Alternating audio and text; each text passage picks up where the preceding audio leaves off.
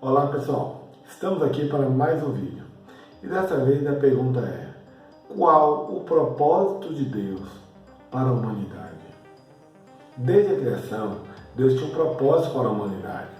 Fomos criados para vivermos eternamente em comunhão com Ele, sem problemas, sem dores, sem sofrimento, sem tristeza. Deus nos criou livres e nos deu o Éden, que simboliza tudo o que nós precisamos para a felicidade. O amor, o alimento, a natureza, a inocência, a capacidade reprodutiva que nos dá o dom de sermos pai, mãe, podemos gerar descendentes. E acima de tudo, o mais importante para a felicidade, a presença de Deus. Gênesis 3, 8. E ouviram a voz do Senhor Deus, que passeava no jardim pela viração do dia. E esconderam-se Adão e sua mulher na presença do Senhor Deus, entre as árvores do jardim.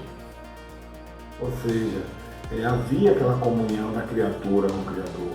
Isso nos dá segurança, nos tira o medo, a incerteza. Então, para uma pessoa ter felicidade, tudo isso é necessário. E tinha no Éden. Quando alguém é livre, ele recebe a capacidade de escolher o que ele quer.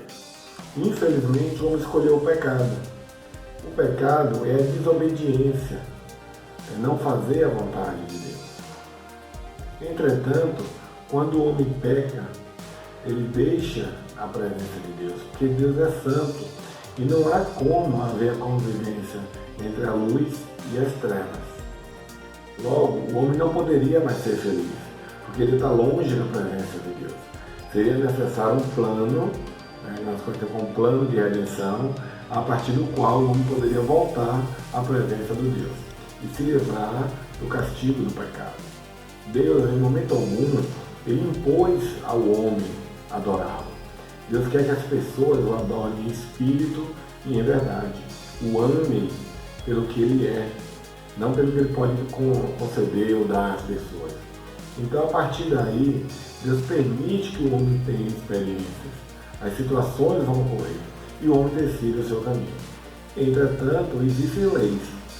Deus, como regente de todo o universo, ele criou as leis, às quais o homem também está submisso. A lei do pecado e da morte. 1 Coríntios 15, 56. Ora, o agulhão da morte é o pecado, e a força do pecado é a lei. Romanos 8, do 1 ao 2. Portanto, agora nenhuma condenação há para os que estão em Cristo Jesus, que não andam segundo a carne, mas segundo o Espírito. Porque a lei do Espírito de vida em Cristo Jesus me livrou da lei do pecado e da morte. O que isso quer dizer? Que ao homem que pecou está condenado à morte. É uma lei que o próprio Deus criou e que tem que ser cumprida. Então Deus dá uma chance, Deus mostra ao homem uma maneira dele se livrar da lei do pecado e da morte, que é justamente através de Jesus Cristo e do que ele fez na cruz por cada um de nós. Para você entender a obra redentora de Jesus, assista este vídeo, onde eu falo sobre por que Jesus tinha que morrer. Outra lei criada por Deus diz o seguinte: sem derramamento de sangue não há remissão do pecado. Hebreus 9, 22. E quase todas as coisas, segundo a lei, se purificam com sangue, e sem derramamento de sangue não há remissão.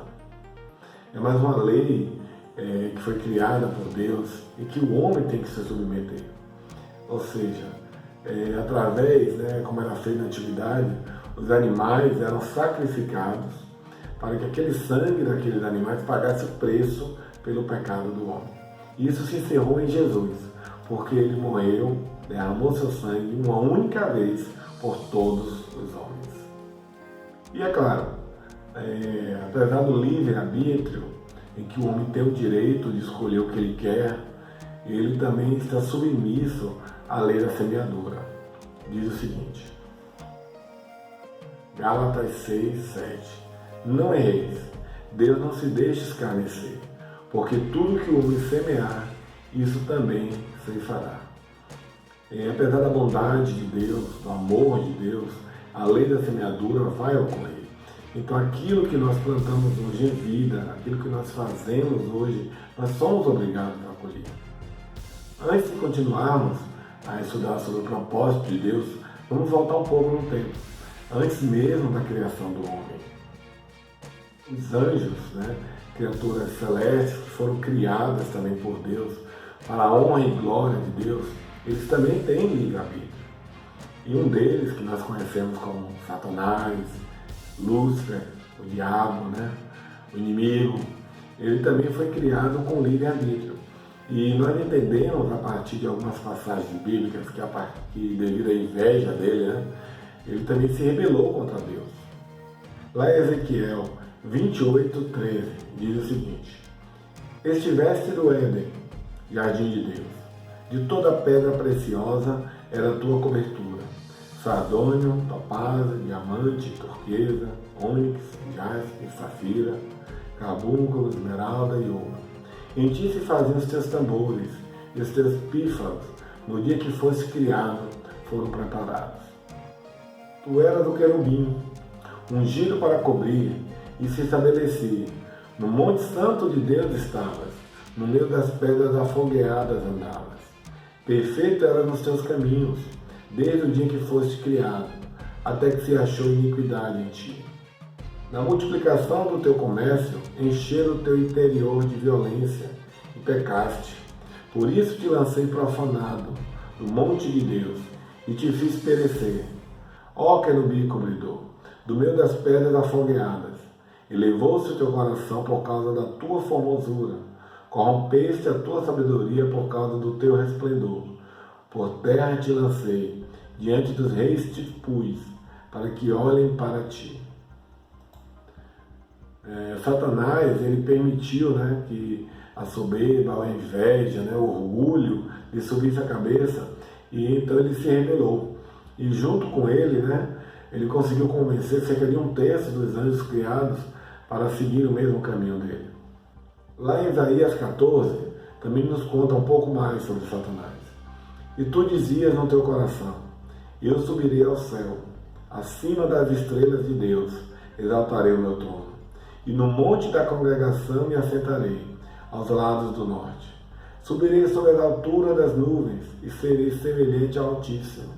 E contudo levado serás ao inferno, ao mais profundo do abismo. Essas passagens, Isaías, Ezequiel, elas são figuras do que aconteceu com Satanás. Porque ali o profeta, ele está se dirigindo ao rei de Tiro e Sidom, que agiram de forma semelhante. E também tiveram destino semelhante ao que Satanás vai ter um dia. Satanás, ele é uma criatura e ele não tem poder para confrontar Deus. Mas como ele pecou, como ele estava em pecado, ele foi expulso da presença, ele perdeu a graça de Deus. Ele foi para o lado ruim, para o lado do mal. E dessa forma, ele buscou uma forma de atingir a Deus. Ele não poderia enfrentar Deus diretamente. Então ele olha para a terra e diz ali, a criação de Deus, a obra-prima de Deus, a que Deus tanto gosta, tanto ama, eu vou tentar, eu vou atingir Deus através de sua criatura. Então ele vem à terra, ele oferece a Eva a oportunidade da desobediência, ela aceita, Adão também aceita, e foi a forma que ele achou de ferir, machucar a Deus. Muitas pessoas que não entendem os propósitos de Deus se questionam se Deus sabia que Eva ia pecar, que Adão ia pecar, por que permitiu que Satanás os tentasse? Porque colocou a árvore do conhecimento do bem e do mal ali, não era ao alcance deles. O propósito de Deus é que o homem escolha seguir, que o homem escolha obedecer. Deus poderia criar criaturas obedientes como robôs, que não teriam a capacidade de escolha e que apenas iriam obedecer. Mas isso não daria ao homem a capacidade de entender o amor de Deus, de amar a Deus por livre vontade. Muitas pessoas pensam, se nós fôssemos impedidos de ter acesso à árvore do conhecimento do bem e do mal, o pecado não teria entrado na terra. Mas há necessidade do aprendizado. O homem ele precisa compreender, o que é o certo e o errado, precisa entender o amor de Deus para com cada um de nós, precisa escolher seguir a vontade de Deus. Não dá para que nós compreenda a importância da luz se não houver as trevas. Não dá para o homem entender o amor de Deus se ele não entender o castigo do pecado. Não dá para o homem valorizar a eternidade se ele não conhecesse a morte. Como entender o perdão de Deus se não existisse o pecado? Como medir o amor de Deus se Jesus não viesse até o mundo, se esvaziasse de todo o seu poder, se submetesse à humilhação, ao sofrimento e à morte, e morte de cruz, para que hoje eu, você, a qualquer um que queira aceitar essa obra, tivesse direito a se tornar um filho de Deus. Se o homem não conhecer a Deus, não é possível amá-lo. Se o homem não entender tudo que Deus fez, tudo que Deus é, não é possível adorá-lo em espírito e em verdade. No próximo vídeo, vamos continuar a entender o propósito de Deus para a humanidade.